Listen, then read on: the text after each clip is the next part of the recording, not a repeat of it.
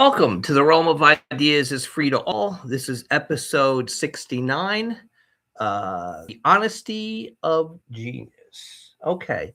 This is a series of ruminations that we've been doing for, I guess, let's see, this is 69th episode. Actually, this follows up on a group of pieces that I did on another platform that I abandoned and eventually felt that, um, that this was a better format. And basically, we've come around to kind of find value. We did a preview on Wednesday, and we're going to basically follow up on that today. So the idea is, um, what genius uh, tells us about ourselves. Basically, some thoughts about that in terms of perspective.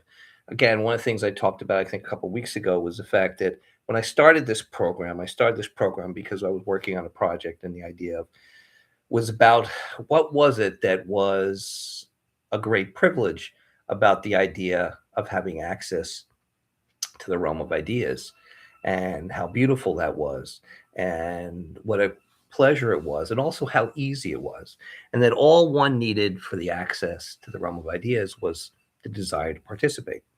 And given the fact that in the United States we are allowed to speak freely and engage with each other, that became something I wanted to say, that it's been a great pleasure for me to engage in this in my life as an architect. And I felt that it was something I just wanted to I'd found an interest in sharing these thoughts that I'd had in terms of my ideas about my research and my work.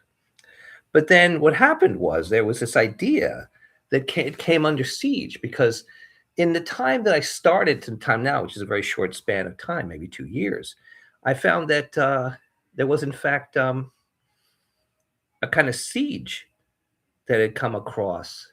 And actually, I realized I'm going to do a kind of episode. Let's see, this is episode 69, but I think we have up to 81, but I think 82 is going to be about criticism or post-critique environment. But it's basically, let's see, what was it? I had a note. I was going to call it, I think it had something to do with, like, where was it? I had it something there. It was the concern for criticism. Yeah. We spoke about the mechanism criticism and the idea of the unbreakable bond. And I kind of recently this week talked about, and I thought about the fact that it was actually a process related thing, that these things come about in that terms of kind of appearing, degrading, and disappearing. The unbreakable bonds were basically a process related mechanism. So anyway, I find that criticism is a kind of a indicator of a kind of societal kind of unhealth. Anyway, so as a result of that, we're going to get to some of that today, but we're basically going to talk about, some simple things. But I have two. Hi, P. Hi, Pete. Okay, so let me get to the piece that I read the other day. Okay.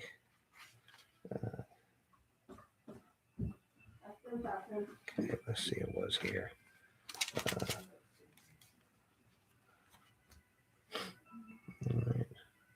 Was again from, like I kind of read out of Whitehead every week, so it kind of gets to the point. It's like, oh, come on, man, but I'm going to read another author as, Okay. Okay. It was here somewhere. I got to do a better job of keeping hold of these things.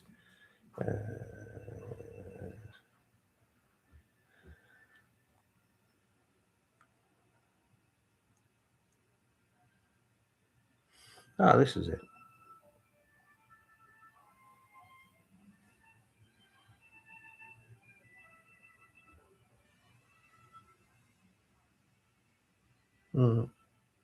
Okay. Well, basically, what I was talking about is the fact that, like, in a teleological kind of circumstance, beauty is its own justification, because it is kind of one of those purposeful things that kind of gives us meaning. But I thought, we were kind of talk about the fact I was having a talk with Mr. Spock, and we're talking about the idea of, like, the fact that morality has a sense of kind of like aspiring to principles, not to consequence. And it kind of reminds me of something I should talk more about, which is my concept of natural morality, which is the fact that there is a natural morality from which all moralities, even those religious ones, basically stem from. And that, as much as religious people might not want to admit that, that is very much the case. But as a caveat to my religious faith-filled friends, I have something that will kind of, give them kind of some ammunition back. This is from beautiful book, Fire in the Equations, Katie Ferguson, brilliant writer, kind of popular book. It's like Science, Religion, and the Search for Truth. Katie Ferguson was a Juilliard's trained musician, and she was married to a kind of world-class physicist. And she kind of like talked about the fact that something I had also read in Carl Sagan, which was the fact that we always assume that scientists, are factual based people, and everything they know is completely quantifiable, and everything is completely known, and there's no faith based on it.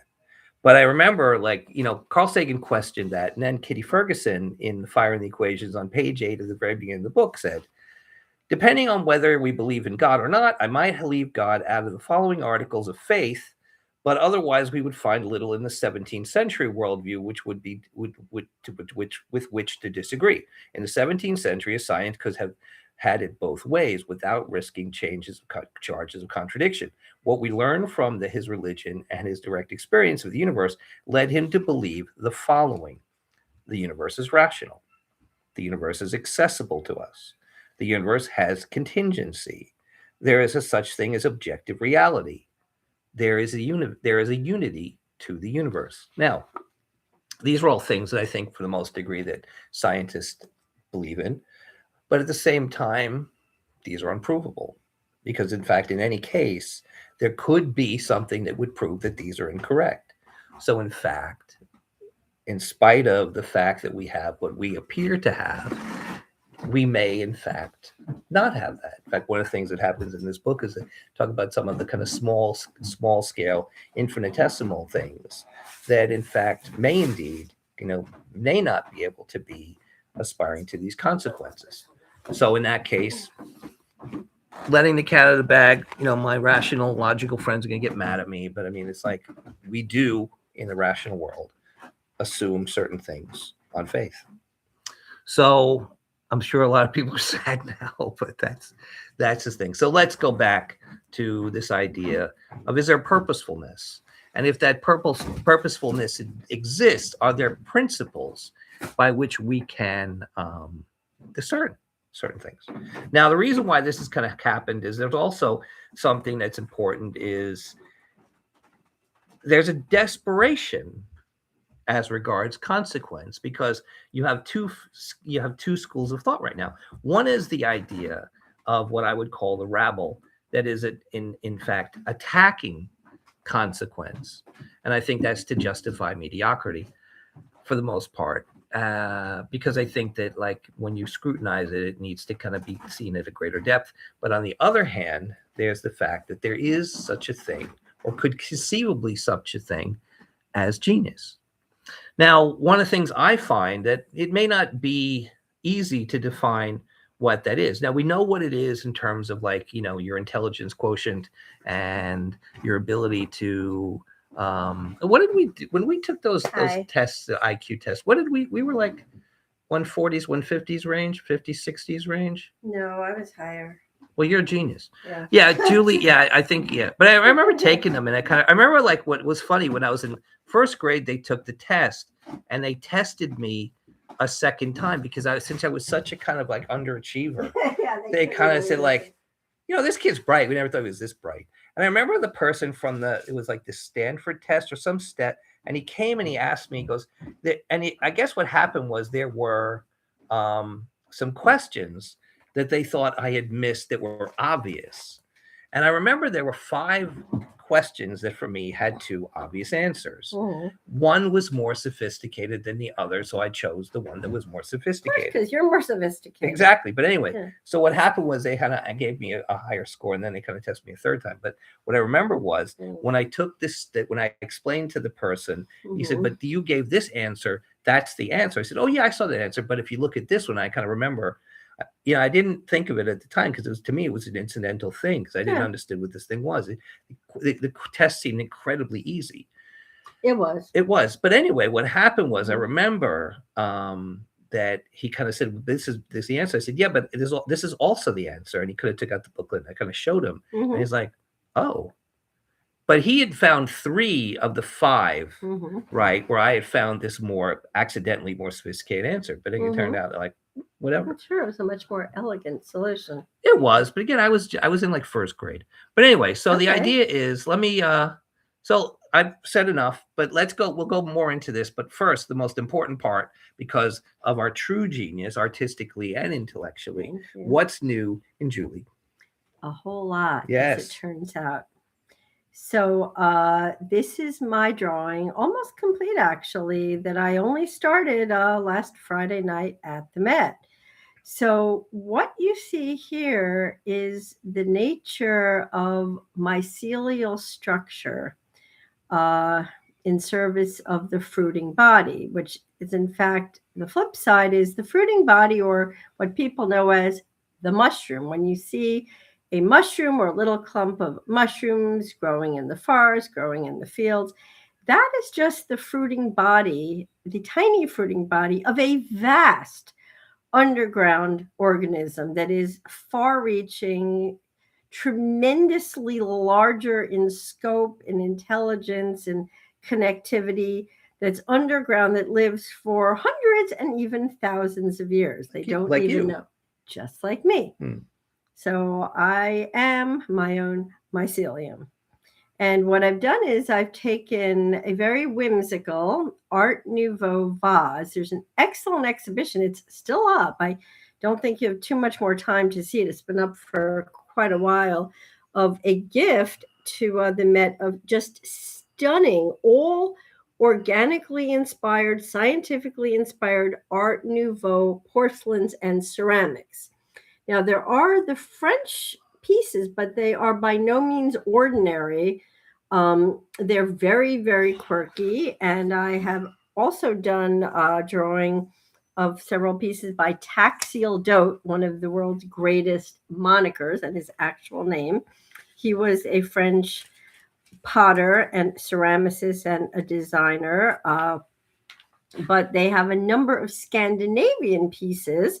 I am half Scandinavian and half French. So and I'm the other half. He's the other half, which is, of course, larger than a third. Yes, exactly. Right. Which actually are very, very rare pieces. And there are Dutch pieces, but huge number of Danish pieces. And I am partially Danish. So to me, it was perfect. I believe I'm woman. Whoa. I think you probably are. Yeah. Gemelli. And boy, is it hard to find teas, tea, and mint. My God. It's hard to find in Rose right now. Yeah, it's hard to find it in anything. So what is going on there? Yeah. Okay. Anyway, so what I did was I took a mushroom vase. Now, on the vase itself, the mushrooms are very lumpy. They're very abstract. You don't see gills. When I draw, I'm not ever copying a piece. I'm not trying for a verisimilitude, and I will leapfrog now to, I think, one of the fundamental definitions of an elevated mind. A genius mind and an imaginative mind, a creative mind of vast dimensions. It's the ability to transcribe and transform things in very unexpected ways, like The metaphor, completely unpredictable. Correct. Exactly. Hmm. Which I think is one of the kind of things that is kind of key, kind of like a key to our survival against AI. Anyway, Yeah. I found the piece. Oh, goody. Let me get it. Okay. Because I found it before and I kind of lost it. Oh, The okay. bastards. Anyway, so Sorry, to I read feel the a cough piece that I had coming read on. before, Yeah. right? Okay. Okay. The teleology of the universe is directed to the production of beauty. Thus, any system of things which, in any sense, any wide sense, is beautiful, is to that extent justified in its existence. So, basically, in that case, Whitehead is basically just stating in Truth and Beauty that beauty is kind of like that which is one of the component principles by which there are things within a purposeful universe. Now, again, we could live in a purposeful universe. I assume it is I believe that it's measurable. I believe that it is understandable. I believe that it's basically something that kind of has an inherent unity to itself. I believe, however, that unity is a kind of like advancing complexity from a prior simplicity. And what I mean by that is when we look at our physical universe, at least in the manifestation that we know, appears to come from a kind of somewhat simplistic circumstance to a much more complex I circumstance. have a perfect example of that after. Right. that. And I think what we see is, Mhm. we start with kind of energies, and these energies kind of become particles. These particles become elements, and these elements give rise to other complexities. And we eventually get to a situation where we have carbon, and with carbon, we have amino acids and polypeptide chains, and then we have genes. And then from genes and chromosomes, we kind of have organic life, and we have these things that kind of follow. And then eventually, at one point, consciousness comes into existence. And then we kind of start to think to ourselves, what are we? And we start to kind of like, we start to kind of manifest in terms of like traditions and cultures and all kinds of things. So even though it seems kind of somewhat counterintuitive that things by their nature accrete and complicate themselves, I don't necessarily agree that that is kind of counterintuitive. I don't think it's all counterintuitive. Because they're stupid. Yeah. Exactly. Okay, So could I anyway, give back a to your really yes. Great Yes. example. Yes. I thought what you said was moving and eloquent and profound. And while you were talking, I have animated your entire monologue with mallard ducks. Oh, nice. Yeah, it turned out great. Oh, I made you're a flip pretty. book. Oh, I love Anyway, flip books. we should do a real flip book. I think do so. a I'd flip like book. to point out something very, very important in my drawing, which illustrates precisely what my colleague here was just talking about. Yes, you will see here the form of a slug. I have not drawn it in yet. I simply did not get to it. The reason is most slugs are voracious mushroom eaters. They are mushroom breeders, mushroom livers, mushroom builders, and they dine on mushrooms. Gotta love them. Yes, in fact, I met a physicist at the Met today, one of our new subscribers. What? Are you going to say Metaslug? Well, in a way, I did. Oh, nice. The mascot of his college, I can't give away any personal information. He just earned his PhD in physics. I can't give away any personal. Yes, and congratulations. Their mascot is a banana slug. I kid you not, which I thought was the most awesome thing. Anyway. This is obviously not a national powerhouse in sports. Yes, it's a banana slug, but it is ingenious. Now, here is a prime example, and you might not have seen this coming, of what appeared to start out as simple functions and advance to complexities based on environmental needs, reproductive needs, social needs, and survival needs. And the reason is most mushrooms are highly toxic. To us, most of them are fatal. They're fatal to a lot of animals. The slug has evolved an enzyme which allows it to eat highly toxic, fatal mushrooms and neutralize their toxins, which, if you know anything about the complexities of the toxins that can kill a person in hours, for which there is no antidote. So don't go mushroom hunting. It is idiotic because you will die. or you'll need a kidney transplant or a dialysis party for the rest of your life. Anyway, the death cap is a mushroom nothing can eat, but slugs eat it. Slugs eat it all the time. Okay, so with that said, Okay.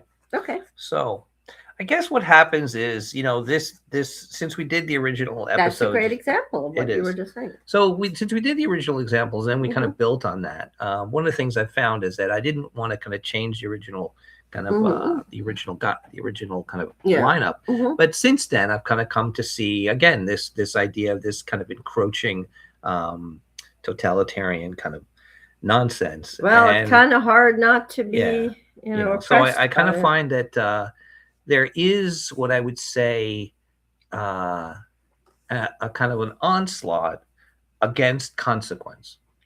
And I think I see a bunch of people who basically are envious or desperate or bitter about genius that exists, genius that existed, or Oh, I genius got that's kind of notes yes about to come. that. Oh, good. Oh, So yeah. anyway, one of the things that happened is one of the things I feel is kind of one of the antidotes or kind of like hopeful kind of things that I see is the fact that there still is somewhat of a kind of like a tremor or a kind of like ability to kind of cut through this kind of zombie like rhetoric when one encounters genius. Now, the hatred kind of gives way in itself, but I think that there's a kind of let me go into I talked about this briefly today about the difference between honesty and truth.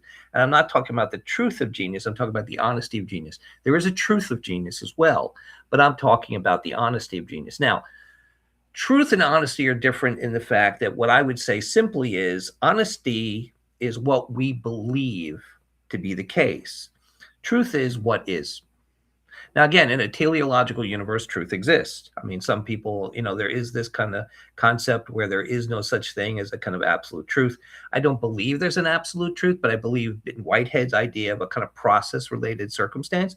Truth is always something that kind of manifests, and it changes throughout time, but it has become something that has been fairly stable for a series of centuries, at the very least, if not more. And I think that it kind of has a transformation, but it kind of has at times been much more stable, but it's certainly stable in the context of his metaphysics.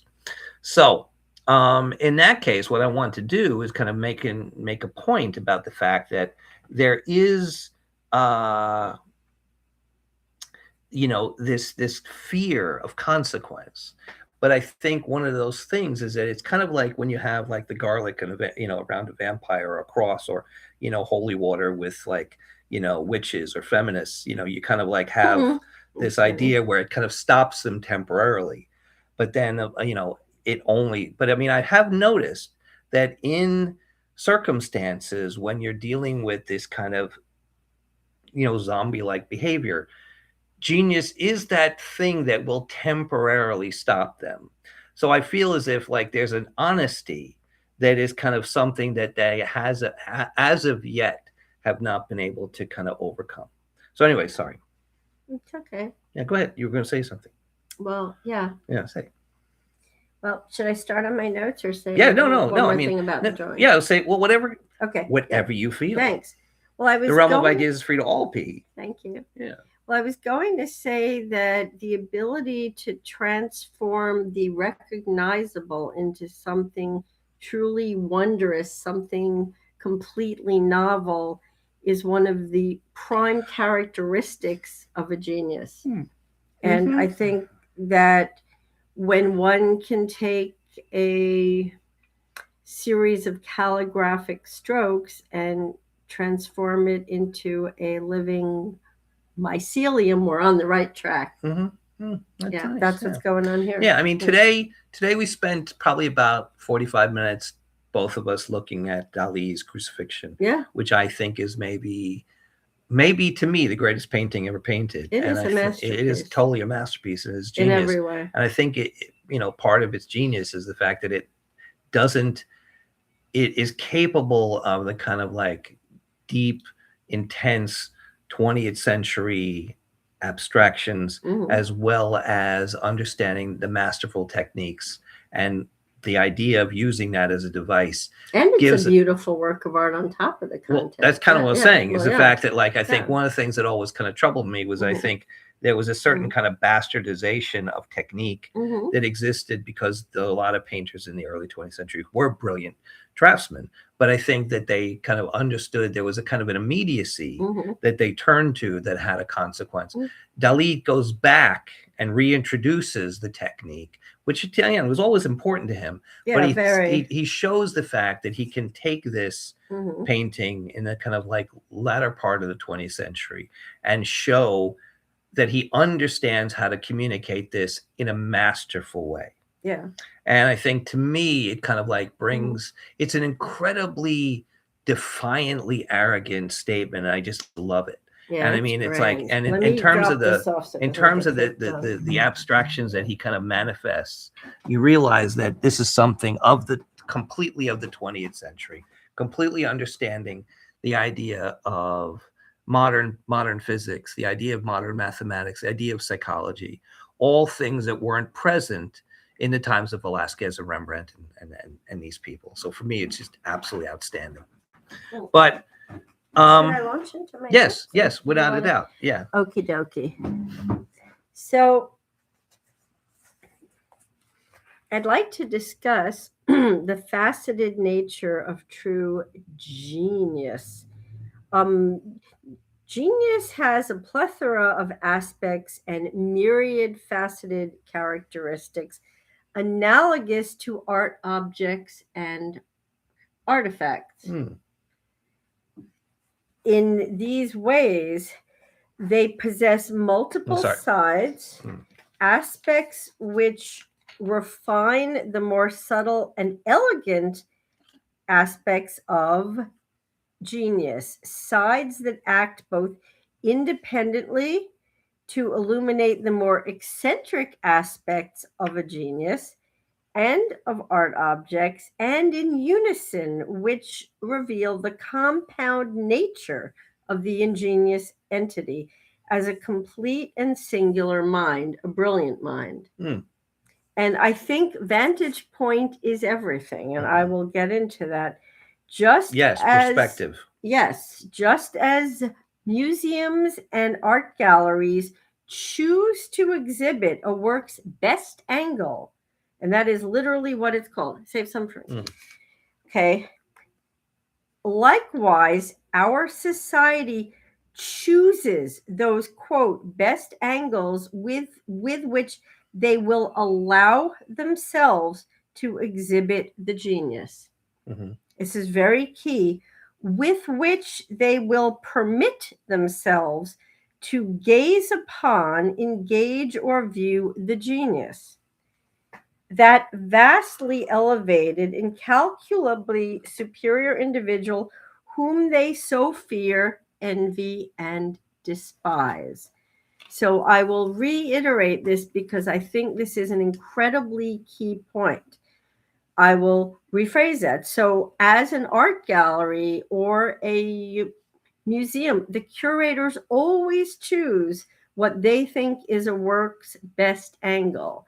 So, which means you actually miss an enormous amount, which I'll get into in my next page of notes about the true nature. In fact, the best of what makes a genius is unseen and unheralded and unrecognized, because our society repeatedly and relentlessly, pathologically, which is the right word, chooses to view or present, quote, the best angle of the genius.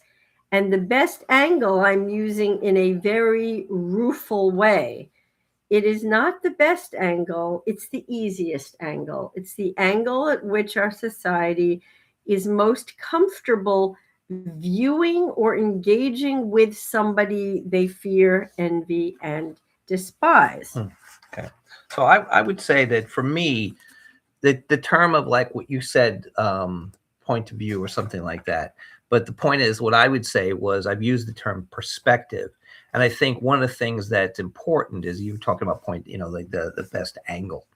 But I think Yeah. that what genius does is that in the use of perspective and the point of view, which uncovers a consequence of deeper fundamental understanding of of some character of a deep nature. So it's like, what happens is you an individual, a genius individual, is that person who can find that perspective that uncovers a consequence of deeper fundamental understanding of something.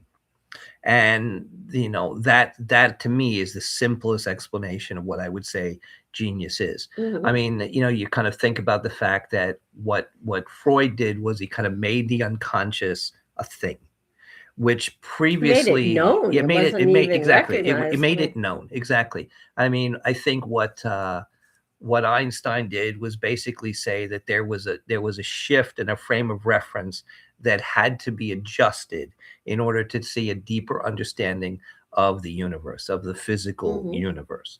And I mean, I think that we see these things. I mean, again, I would say in case of Whitehead basically said that the way in which we understand that which is reality, comes not from a sense of kind of like a universal unchanging circumstance, but a basic shifting circumstance, so that he shifts our understanding from being, which is a kind of unchangeable static thing, to becoming, which is something that's dependent on change, right? So again, there's numerous places where you can see this, but for me, these are the things that I look upon and see them as kind of fundamental. Go ahead. Great. Yeah. I'll continue. I believe, and then I want to launch right back into this because this is a direct segue to page 2 of my note. While Freud made the unconscious known, the surrealists made the unconscious seen and celebrated, and they reveled in it. So controlling a genius by denial of the whole, by denial of the complete individual, is directly analogous to displaying only one perspective of an art object, artwork, and I'm going to extend this immediately to scientific specimens and natural artifacts.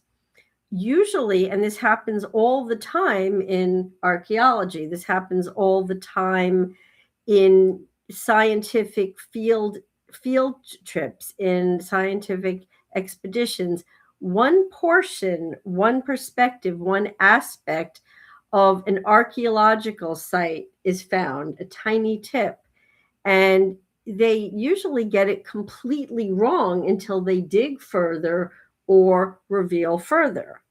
So this one perspective rule of thumb makes people feel comfortable. It makes them feel safe.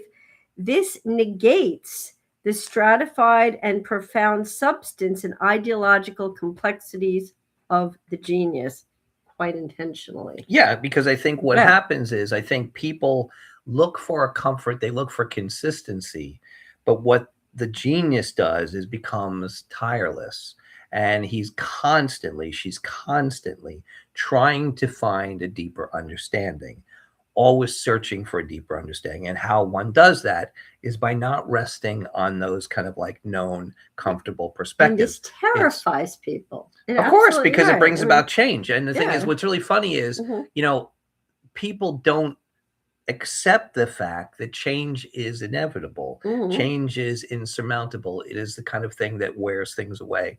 Things disappear and other things are born. I mean, we're walking home tonight with our friend and we're seeing the crocuses and kind of tulips and things like that coming out from the ground and seeing new life after a harsh winter. So the reality is that newborn circumstance, nature never rests. No, nature and doesn't. We can't either. And the thing is, the tirelessness of genius is that it's always looking for a multitude of perspectives. It's always looking for that perspective that deepens our understanding. Yeah. And that's basically what unsettles people. And the reality is that unsettling is a temporary circumstance, because with that deeper understanding comes greater opportunity.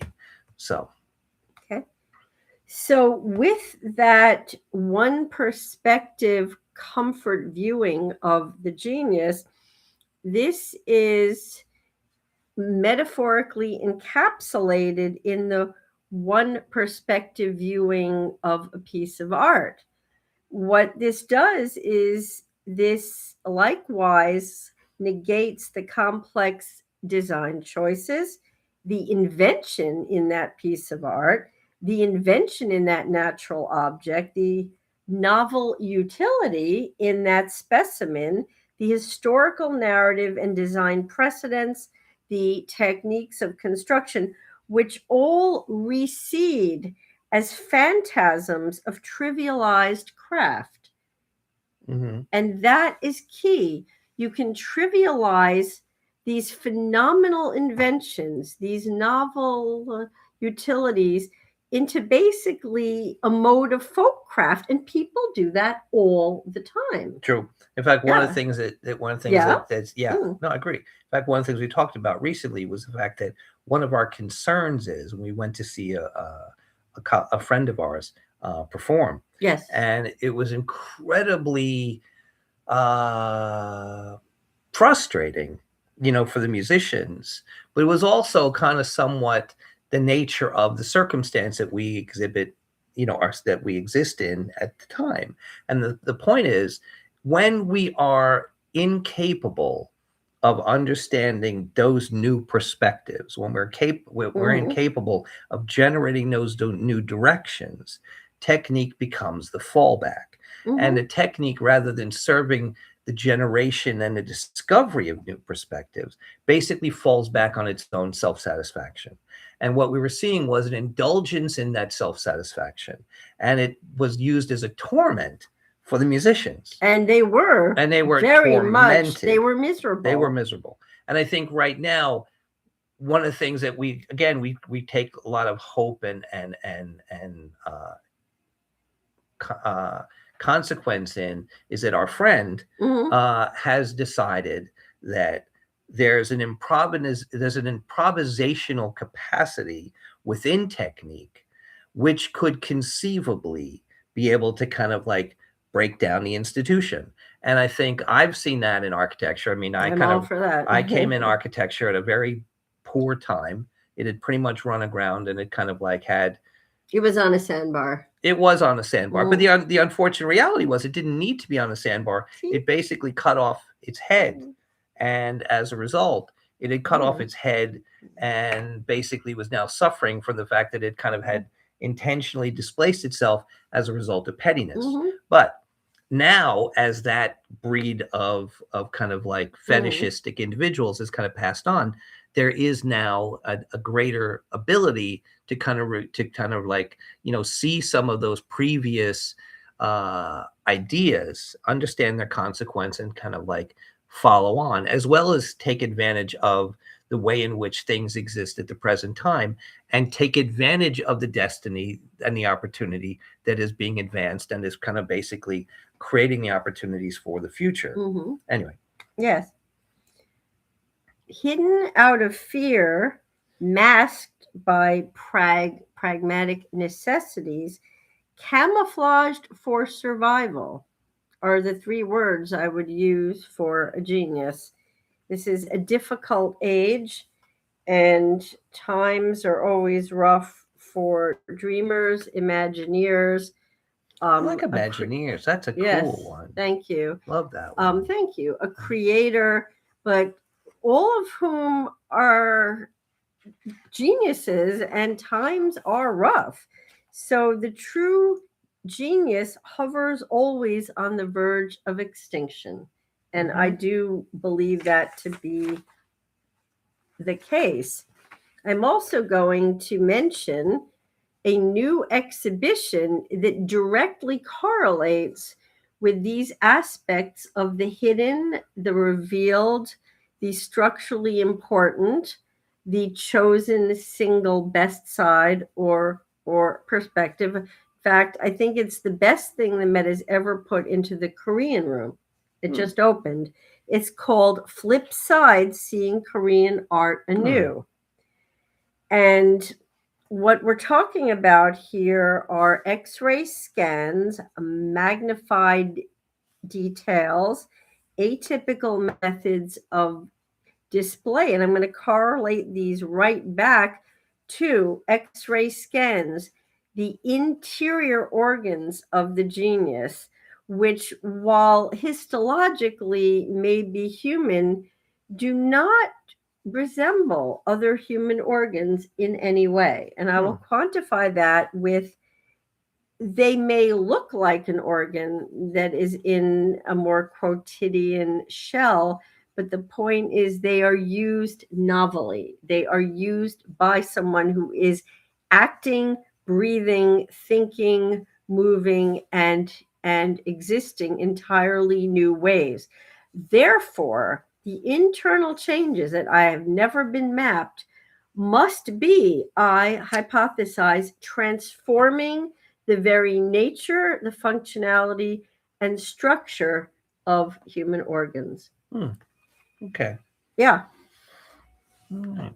Okay. So I think one of the things that happens is we need to return to a place where that unbreakable bond between the genius and his activity, right, becomes clear. I think one of the things that's happening is barriers, obstacles, and obstructions are being placed.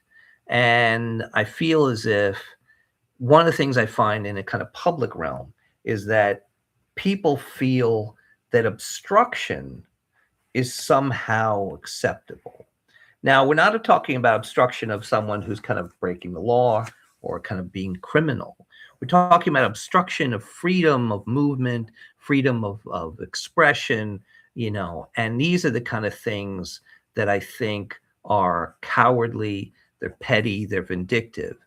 The genius needs to move unfettered. We've talked about the difference between a kind of ontological freedom and a kind of social liberty idea of freedom, in the fact that one is constantly, as Ortega says, and even though he was not, Ortega was a metaphysician anyway, in the idea that one has to confront that of your circumstance. In fact, he always, one of his famous saying was, "I am myself in my circumstance," meaning that one has to understand that which that person exists in order to kind of see that place what he called his destiny.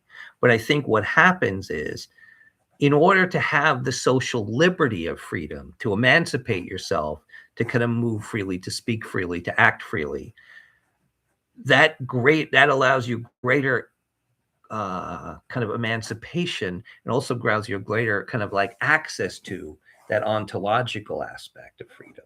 So I think the social liberty aspect of freedom, by being expanded as far as it can, basically benefits that individual who is the genius. And I think that's the kind of thing that needs to kind of be kind of brought back to be important. So the genius employs a novel perspective in order to reveal a consequence of deeper fundamental understanding of nature. I mean, to me, as time goes on, that kind of becomes harder and harder to deny. And I think why the obsession with this? I think the idea is, I think it's one of the few things that we still have left, that in order to kind of allow us to kind of move forward, or not even to move forward, but to continue even to survive. I mean, in order to avoid becoming part of the fossil record and joining our Neanderthal cousins, we need to be able to understand that if we don't see our circumstance and understand our circumstance and champion our circumstance, we will not continue. Our persistence is based on our genius.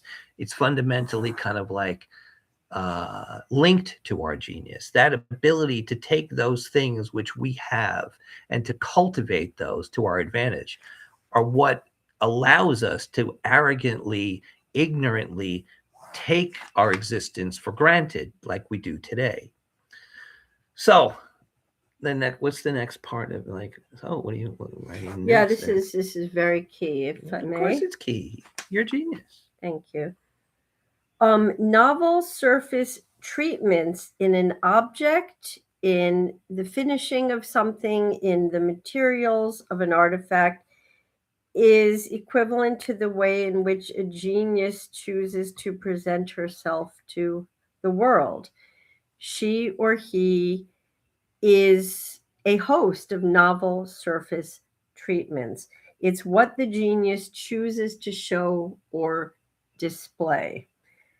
In terms of repairs, cloaked and obvious, this abounds in Asian art in particular, where one is familiar with kintsugi, where a piece of Japanese pottery is fixed in very obvious ways, where the repair is made of gold, where it's made into a beautiful damage, a beautiful wound. And then the object is not only made whole, it is elevated by the nature of its wound, not just healed, but made better, made more fascinating, made other, in which the genius heals herself or himself, tends to her or his ontological wounds.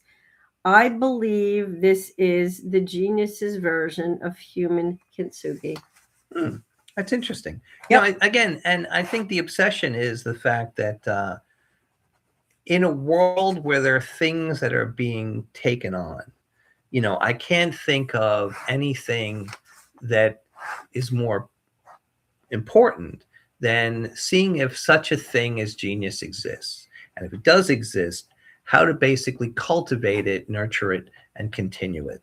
And I think that for me, I can't think of anything more fundamental, more important. For a moment, I want to digress. Well, we show a lot of, Julie shows a lot of her drawings. You should show more of your work. Well, that was something I was talking with Mr. Spock today. It's a great idea. So we said, like, hey, Bruce, we don't see your models and we don't see your drawings. I'd love to see So more I of kind your of thought models. that what I would do is I kind of have a few that I kind of brought out to play. Want me to hold them for you? No, it's okay. So anyway, I have two with me. Let me hold them up. Grand. These are. I think I talked about these a these. couple of weeks ago. These are the pulled it back. These are the Inro towers, and what they are is a series of kind of post-tension kind of strings that basically kind of like hold a series of objects together. Now, we talked about models as a process, and we talked about their in my case, my feeling of emancipating them.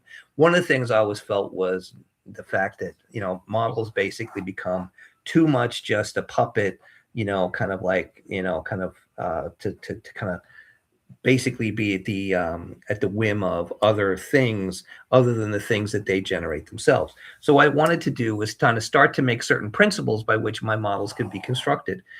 Models usually were constructed in service of other things. So they basically were there to kind of demonstrate the principles of the architectural design rather than generating the principles of the architecture design. So what I thought was kind of create systems by which models could be created. Two of the ones that I've done was the Inro towers, and the other ones were basically what I call stacks. One was basically kind of like a series of kind of creating these Inro towers. The other was what I would call a series of membranes. So the rules are there are no perpendicular mechanical connections. And I separated the materials in order to demonstrate the fact that none of these things are kind of physically connected. You see the strings. The strings are what kind of hold these pieces together. In construction, we have something called post-tensioning, which is an idea where you release the cables and allow them to kind of create a tension that holds pieces together. In the case of the Inro tower, because it's reversed, the pieces are basically held as they kind of have their own weight against the toggles that sit at the bottom. So what you see here is a series of kind of configurations in terms of that. That's fascinating. Oh, cool. Angle. Yeah. So Isn't but again, the idea was as a process, these things were actually held within their physical bounds. Are you going to show So the you bottom? could start to, oh yeah. I would show the bottom. Yeah. Very interesting. Yeah. So in this case, this was a series of pieces that sat on a plinth. I used a kind of similar, I always wanted to have 6 units. I wanted to make sure that that way you could kind of like have this kind of repetitive thing. And then another model here is this piece. That's great. Well, thank you, P. It's just, Yeah, they're the bottom so of this is precise. I mean, they're like, very, so it's kind very of sat. elegant. So this one sat as a kind of like radiating plinth. And again, you can kind of see these kind of, what happens is these are kind of a series of bent pieces that you can see alternate. And what happens is they're kind of twisted and kind of folded in on each other. If you look at the back, you can see there's a kind of camber to this, which basically means the two pieces are forced towards each other and then overlap, and then they're tied across their top in order to kind of hold them. So in fact, they're restrained.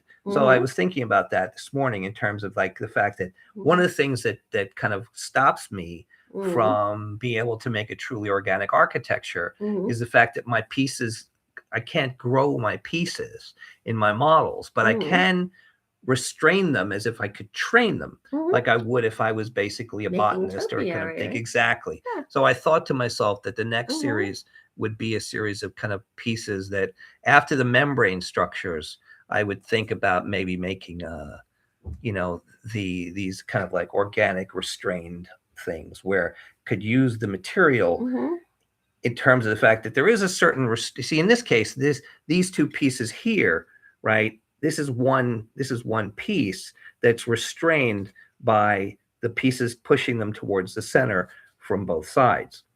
Now again, because these things are tied, I mean honestly they're not connected, but the slip joint that you have at the top there is what allows it to from unraveling. Anyway, so back to, so again, the idea was here in case the genius of the release or the emancipation of the model. Now, again, we're talking about genius in terms of its ability to kind of see things in a deeper level than was previously allowed, which is different than the genius IQ thing, which is a basically processing thing. Basically it's a kind of mind processing capability.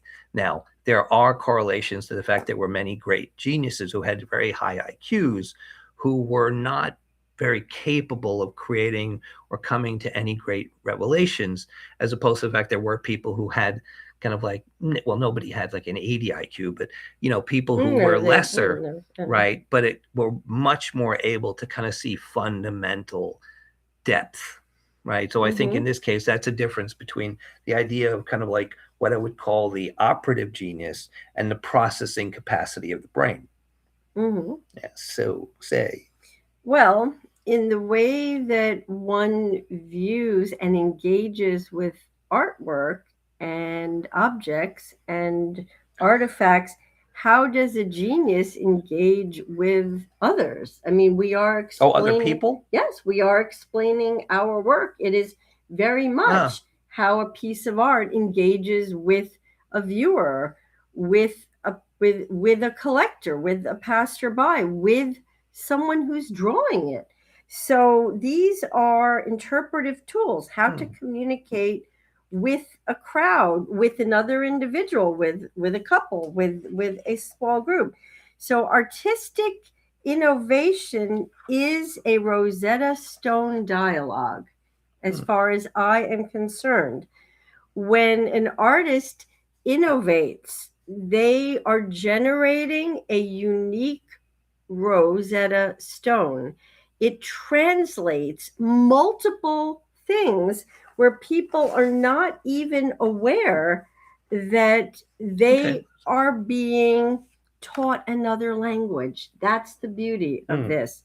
So a true work of art of your models, your drawing, my painting, our writing, each is an individual, singular, experimental Rosetta Stone. It is creating a unique language, a lexicon that exists in that moment with whomever is being engaged in ways that they never imagined being engaged with.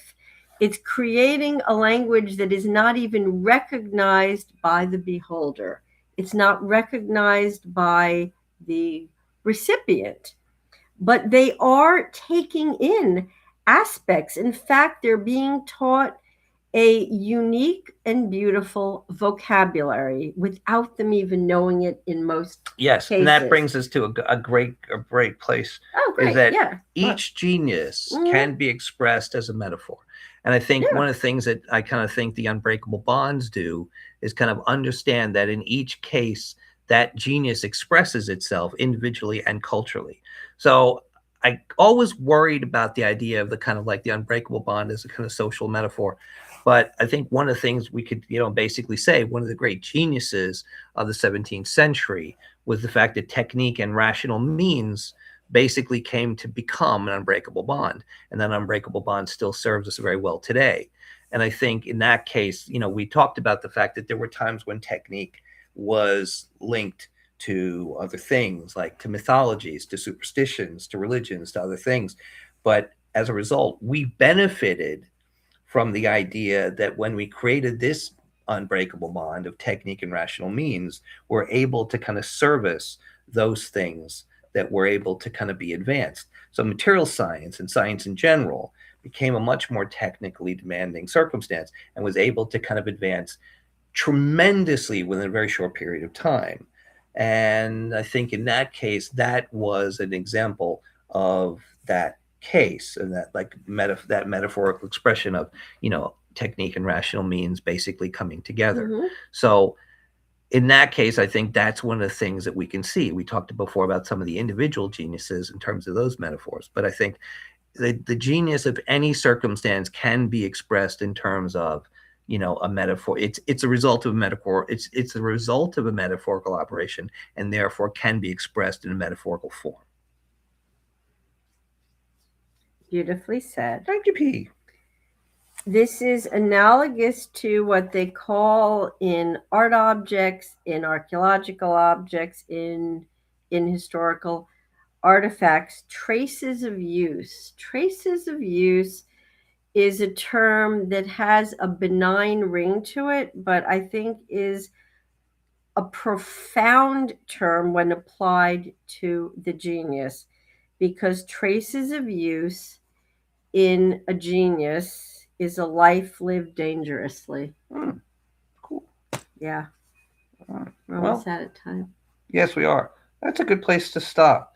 Yes. I think, is that, the fact that those two things are important. The genius explores a novel perspective in order to reveal a consequence of deeper fundamental understanding of nature, and can be expressed as a metaphor, and technique and rational means as an example, a result. And what we see is the genius as the result of metaphorical operation, and it is expressed in metaphorical form. All right, so go out, be geniuses, kind of like, but find those things, look for the novelty, look for that perspective that gives a deeper understanding. That's basically the key. That I think a lot of people, they get obsessed with technique, and they don't but we should be obsessed with perspective. We should be we're obsessed with that idea of trying to find that fundamental aspect. So next week we're talking about, let's see. Sorry. Oh yeah. Oh, good one. We have the speculist versus the specialist. That should be one. That goes back to something we said before. I think one of the ones I'm going to add, I think that's in the 80s. It's like desperation. It's kind of like, what was that one? It was the concern for criticism as a kind of like indicator of a kind of like an unhealthy society. So I like to end with a piece of advice. Say. Transform your pain into a glittering and elevated wound. Nice. Okay. The realm of ideas is free to all, and it's to the benefit of all to keep it exactly that way. Precisely.